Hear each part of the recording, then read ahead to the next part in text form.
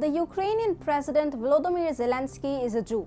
For those who don't know, members of his family were murdered during the Hitler Holocaust, and some also fought for the Red Army against Nazis.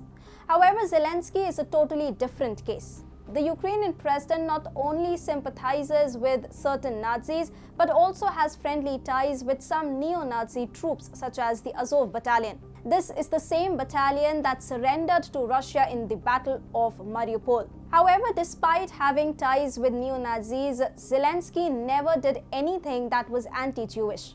But now Zelensky is in a probable mood to go against people of his own community just to stay in power. Hi and welcome to TFI Global, the foreign affairs and geopolitical analysis arm of the TFI Media Group. I'm your host Tejasvi Malhotra, and if you haven't subscribed to the TFI Global channel yet, please hit the subscribe button and press the bell icon to receive all the latest updates. Let's begin. Volodymyr Zelensky is losing the battle of Ukraine.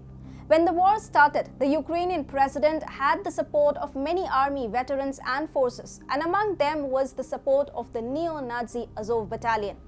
The Azov battalion is one of the most neo-Nazi groups in Ukraine. The Azovs are hardcore Nazis and they follow anti-Semitism to the core. There have been countless reports and images that show Azov's crush on Nazism. Despite being a Jew, Zelensky embraced the Azov battalion as they were ripping Russian forces apart. The Ukrainian president even attempted to legitimize the battalion by rebranding them within the Ukrainian military.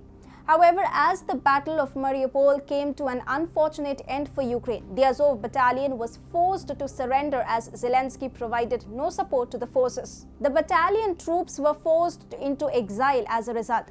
Now, Russian advances have stirred up unrest in Kyiv, and Zelensky is now attempting every trick in the book to stay in power. Now, he has opened up a new front against Jews to recall the Azov battalion back in the war.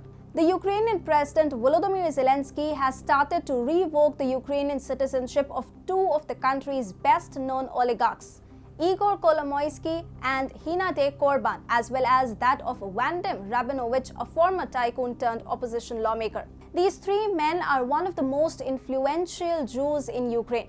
The oligarchs have aggressively funded Jewish infrastructure projects, particularly in the Chabad-Lubavitch heartland of Dnipro. Hinade Korban, the famous oligarch, was denied entry into Ukraine at a border checkpost, and his Ukrainian passport was confiscated. This action has led to a rare backlash against the Ukrainian president among Jews. There is now a fear amongst Jewish people that Zelensky might even revoke the citizenship of 8,000 Ukrainians with Israeli citizenship. However, Kyiv is stressing that Zelensky has revoked Ukrainian citizenship on purpose. Kyiv stresses that holding double citizenship is technically illegal in Ukraine, and this has been done to reduce the rising corruption within the nation. But the reality is exact opposite.